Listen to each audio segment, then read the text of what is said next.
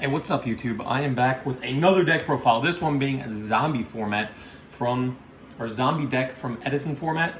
I've uploaded a dozen, actually probably 4 Edison decks so far. I'm absolutely in love with the format.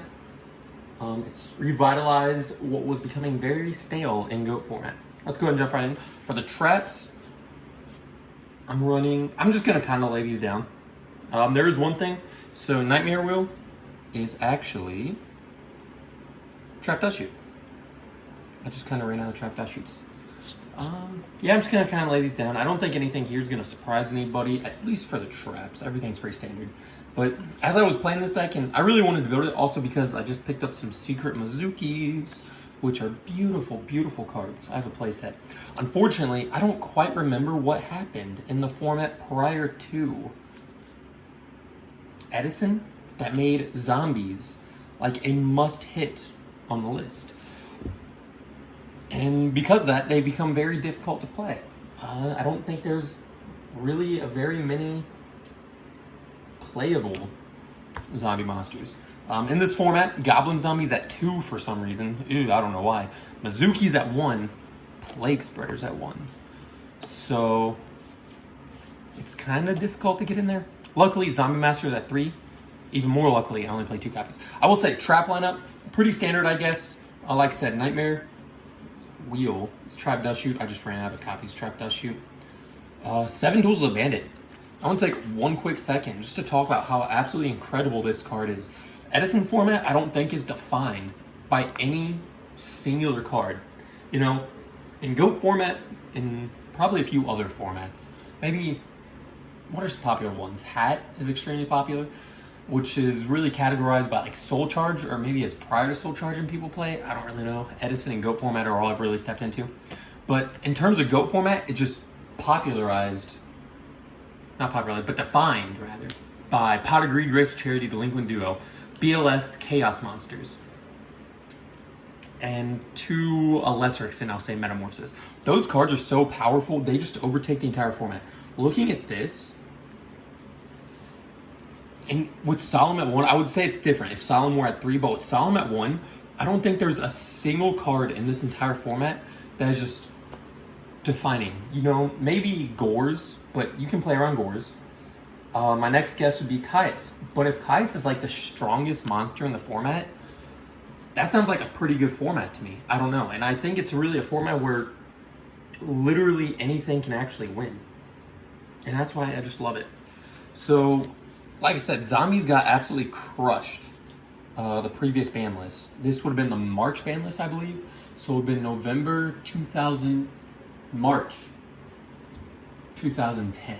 So sometime after September 2009, just absolutely destroyed Grit. There must have been the best zombie deck in the world. I don't know. But I do play 3 Upstart because, like I said, it's kind of difficult to find a lot of cards for this deck. One thing I was looking to do was integrating this with my Vayu deck and making it a deck that was actually pretty popular at the release of Blackwing Vayu. Maybe it wasn't even popular. Maybe it was just something that I saw a little bit of. But it was called, at least in my local area, it was called DBZ, which stood for Destiny Heroes Blackwing Zombies. And it was a mixture really focusing on Dark Grepher and Armageddon Knight, just bringing the whole deck together. But looking at the monsters, and maybe there's definitely a lot of ways that you can play it. Definitely a lot. I think going via Mystic Tomato to try and play this deck is much better than going with Pyramid Turtle. So I'll start with the zombies. I do play two Goblin Zombie, 2 Zombie Master. Could be 3, but the thing about Zombie Master is you have to have a target in the graveyard. Not too difficult, I'll say. But it could be difficult, maybe. But if I use Zombie Master's effect to discard something and it's hit by, let's say it's on a summon, I use priority. It's hit by Bottomless, Torrent, one of 3 Book of Moons, or whatever. Zombie Master's effect does not resolve, and I lose the card from my hand. I lose the Zombie Master as well. So I think it's better not to call priority Zombie Master and just wait to see if they have Bottomless.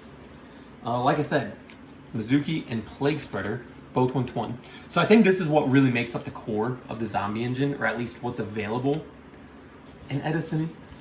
Maybe if you wanted to, you could play triple Pyramid Turtle. I believe, like I said, Mystic Tomato in this deck is superior to Pyramid Turtle. That really being that Pyramid Turtle, yes, it can grab Zombie Masters and the one of Mizuki. And if you wanted to, you could even play copies of Illblood and make it more of probably even like a supervised deck. And maybe that's something I might look into. But if I did that, I'd definitely be playing max rarity. Have to get a lot of very expensive cards.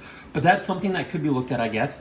In that case, I would play triple Pyramid Turtle. However, I think due to the targets and overlapping targets of Goblin Zombie, then being able to search Zombie Master and Mizuki, I do think, for that reason, Mystic Tomato is better. Because I also run, in addition to, Gale, which at the time I think Gale's probably just overall the best tuner in the format. So this is after E-Telly got hit, which E-Telly at 3 with Krebins was not bad by any means, but it didn't mean Krebins was good. Krebins wasn't a bad card, but you don't want to draw Krebins. It's just E-Telly was so good that it was worth running Krebins. The decks I did play E-Telly in at the time, I ran triple E-Telly, double Krebins, because I just never wanted to see that Krebins. But in this format, yeah, Plague Spreader's good, but Gale, Plague Spreader has utility, I guess, in some places. But Gale's ability is just absolutely insane. As well as it gives me access to Black Rose, which I think otherwise I would not have. Miss Tomato, obviously search out Sengen, and here's the biggest one for me at least. I also play 2 Malicious. This could be wrong, but I think it's right. I do think it's right. Malicious, extremely easy to get out of the hand. I don't think I've ever... So I play a lot of, I guess I'll call it like chess, Yu-Gi-Oh! With myself, where I have more than one deck and I just kind of play them back and forth, and I try to make like the best decisions. Obviously, I know what cards are being played, but I try to play in logical sequences. In this kind of testing, because I don't have anyone to play with, I have never found Malicious to be a dead card by any means. Really, because of Zombie Master, as well as even with like Phoenix Wing One Blast, there's just never been a position that this has been in my hand. If it is in my hand, I don't know. That's never really come up. Being searchable by Mystic Tomato is also insane. And then instant access to Plague Spreader. I think that's its best utility, but it also acts as a tribute, and a great tribute fodder, for obviously, like I said, the best card in the format, Triple Caius. There is really not enough to be said about Caius. This card, I think that can kind of extend to Ryza as well, but this just happens to be dark. And Ryza is not. I really do think dark definitely weighs heavily in Caius' favor, but realistically, I don't play Dark Arm Dragon. The more I play Dark Arm, the worse I find Dark Arm to be. Even like in Zombies, a deck that is typically known for being able to manipulate the graveyard back down to 3 darks, or quickly get up to 3 darks in order to play that. One of Dark Arm Dragon is so unreliable that I've never been in a situation where I just wanted to, not even I wanted to play it, because obviously you want to play it, but that I've really been able to, very rarely. And I'd say more often than not, Dark Arm gets stuck in my hand, and I just looked at it and I said, I'm going to cut it. If I'm playing triple Caius and Synchros, that just seems way better. And then I also play one of Gores. Gores, I don't know, maybe. I think any deck where you're not running like something such as Royal Oppression, Gores is just basically a must. It's very easy to get anything out of my back row. I will say one thing that has actually hemmed me up is Gores mixed with this. So I think very quickly, Starlight Road could become something else. I wouldn't be adverse to changing up the monster lineup, although I do kind of like this lineup, but I think something's missing. I'm not sure what it is, and like I said, if I could move this more towards that DBZ deck I was talking about, Destiny Hero Blackwing Zombies, maybe there's something there, but I think with D-Draw also at 1, it doesn't really work. I don't run Allure.